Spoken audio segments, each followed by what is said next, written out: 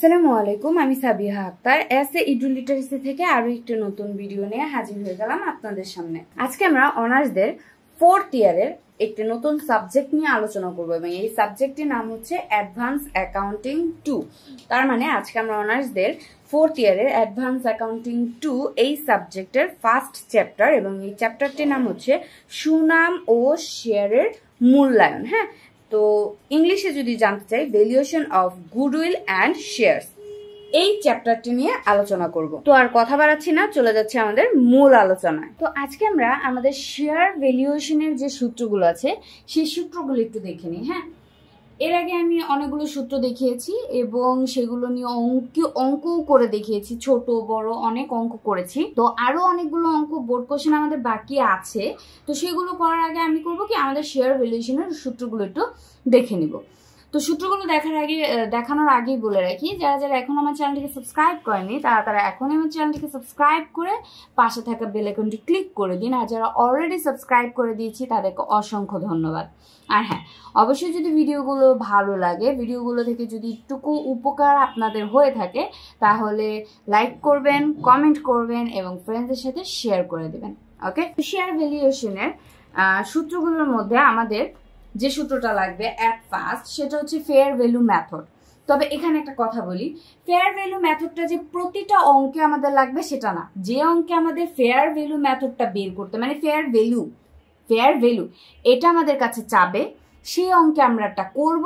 আর যদি কোনো অঙ্কে না চায় তাহলে সেটাতে করব না।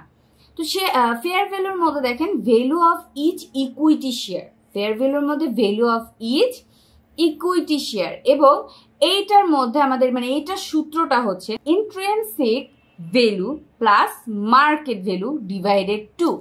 Intrinsic value plus market value divided 2।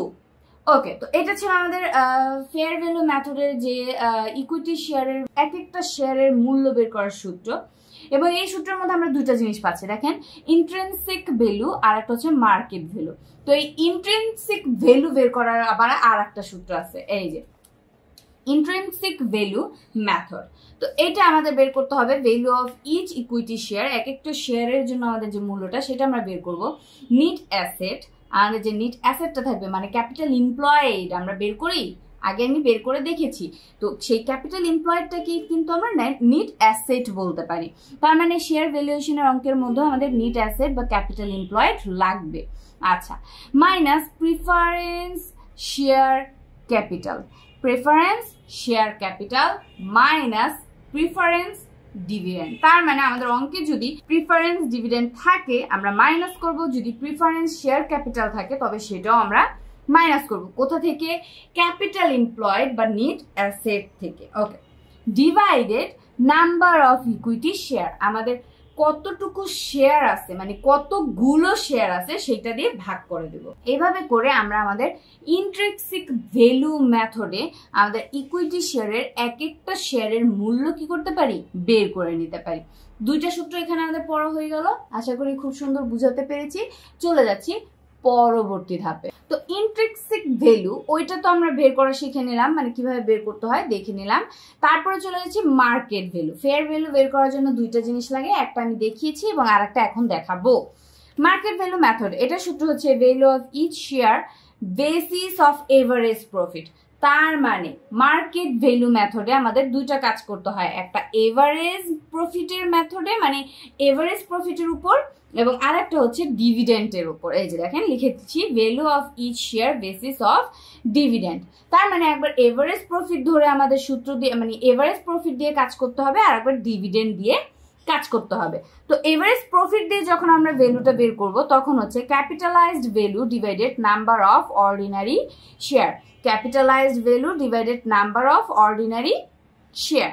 ওকে, এরপর আমাদের যখন ডিভিডেন্ড দিয়ে আমরা কাজ করব তখন হচ্ছে value of each share basis of dividend equal to average dividend divided normal rate of return into paid up capital per share. Paid up capital per share কি?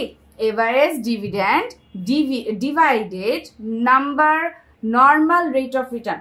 নর্মাল রেট অফ রিটার্ন প্রশ্নে দেওয়া থাকবে, আর যদি দেওয়া না থাকে আমরা নিজেরা বের করে নিব।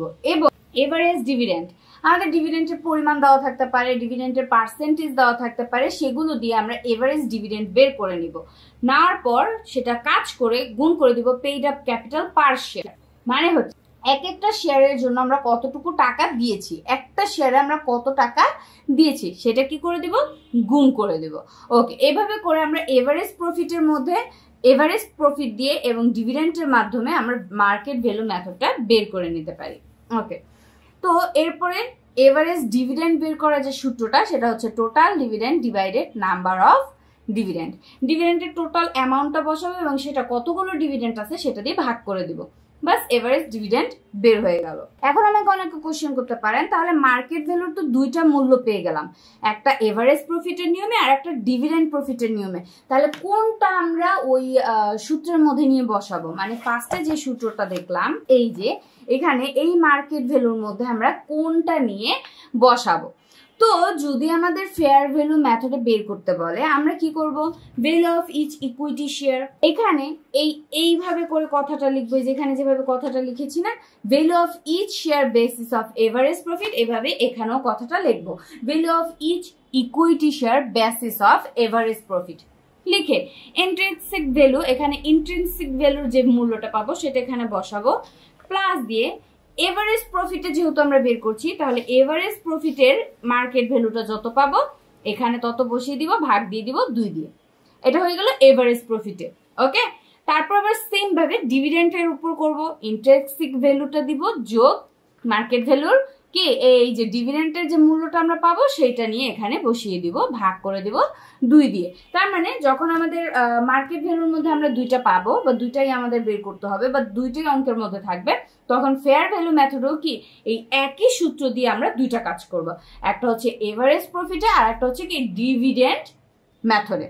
ঠিক আছে, তো এইভাবে করে আমরা আমাদের শেয়ার ভ্যালুয়েশন গুলো করে নিতে পারি। এবং শেয়ার ভ্যালুয়েশন করতে গেলেও কিন্তু আমাদের ওই ক্যাপিটাল এমপ্লয়েড, তারপর এভারেজ মেনটেনেবল প্রফিট অথবা এভারেজ অ্যানুয়াল ট্রেডিং প্রফিট, এই জিনিসগুলো আমাদের লাগবে। ওকে, সো আশা করি আজকের যতটুকু সূত্র আমি দেখালাম খুবই কম সূত্র ছিল এবং এই সূত্রগুলোই লাস্ট, আর কোনো সূত্র আমাদের শেখার প্রয়োজন নেই, এগুলোই লাস্ট সূত্র।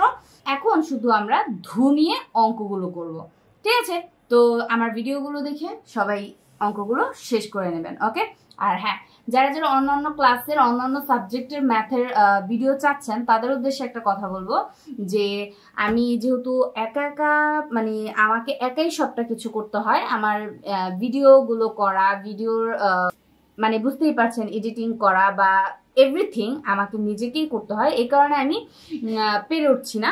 তো হ্যাঁ, আমি আমার মতো চেষ্টা করছি যাতে আমি সব ক্লাসেরই সব সাবজেক্টেরই কিছু কিছু আমি মানে ভিডিও করে আমি দিতে পারি, আমি চেষ্টা করছি, আমি খুবই চেষ্টা করছি। তো এখন আপাতত যতটুকু করছি বা আমার চ্যানেলে 3rd ইয়ারের যতটুকু দেওয়া আছে ততটুকু নিয়ে আপনারা মানে অতটুকুর মধ্যে ম্যানেজ করেন। আমি চেষ্টা করছি, আমি দেওয়ার জন্য অবশ্যই চেষ্টা করছি, আমি দিব, আমি চেষ্টা করছি আমি দেওয়ার, এবং আমি আশাও রাখছি আমি দিব। ঠিক আছে, তো যাই হোক, আজকে এই পর্যন্তই। সবাই ভালো থাকেন, সুস্থ থাকেন, আর ভিডিও দিতে পারছি না বলে অবশ্যই আমার উপর রাগ করবেন না। আল্লাহ হাফেজ।